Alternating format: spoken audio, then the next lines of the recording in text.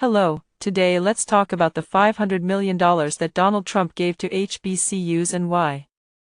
For more than 100 years, historically black colleges and universities, HBCUs, have played a big role in educating African Americans and other students of color. But even though HBCUs have helped millions of people earn degrees and build careers, they have often been underfunded compared to mostly white colleges. This means that the government, especially state governments, already owed HBCUs money long before President Trump or President Biden made any new funding announcements. Back in the 1800s, the U.S. government passed two laws called the Morrill Acts. The first Morrill Act, in 1862, gave land and money to states to start colleges that taught farming, science, and engineering, but most of these schools were for white students only. The second Morrill Act, in 1890, said that if a state wanted to keep segregation, it had to create a separate college for black students and fund it equally. That's how many public HBCUs were started, like Florida A&M, North Carolina A&T, and Tuskegee University. But over time, most states did not keep their promise to give equal funding to black colleges. They often gave much more money to white schools and much less to HBCUs. In 2023, the U.S. Department of Education and the Department of Agriculture looked at how much money states had shorted HBCUs over the years. They found that 16 states underfunded their black land-grant colleges by more than $12 billion between 1987 and 2020.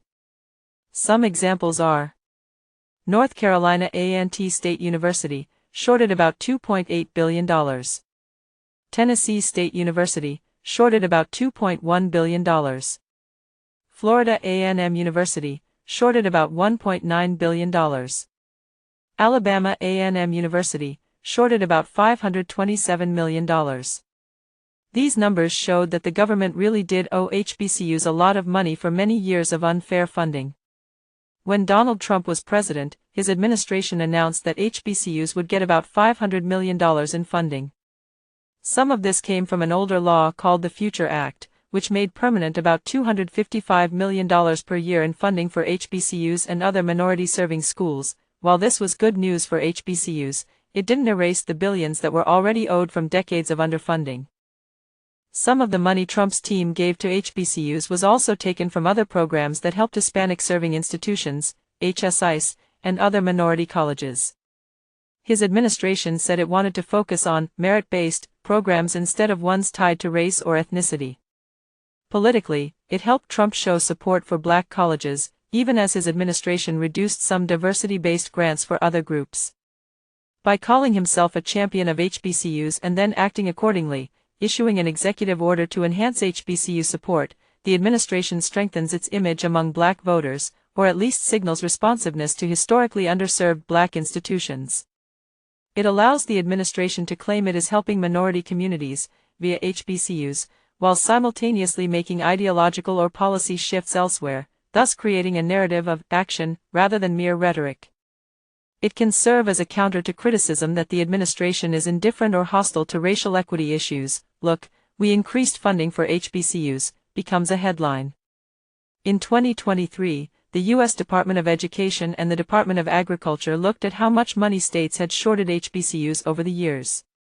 They found that 16 states underfunded their black land-grant colleges by more than $12 billion between 1987 and 2020.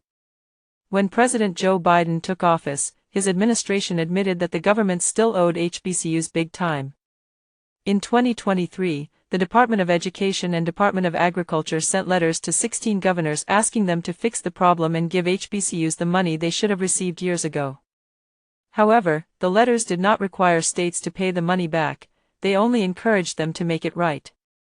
The Biden administration can't legally force the states to pay because the underfunding came from state governments, not directly from the federal government. Still, Biden's team has done a lot to support HBCUs in other ways. Since 2021, they have invested more than $16 billion in HBCUs through grants, research funds, building repairs, and debt relief. This includes canceling millions of dollars in federal loan debt that some HBCUs owed. Trump gave new funding but did not make up for the billions owed. Biden has helped HBCUs with new investments and by calling out the problem. Sources are in the description box.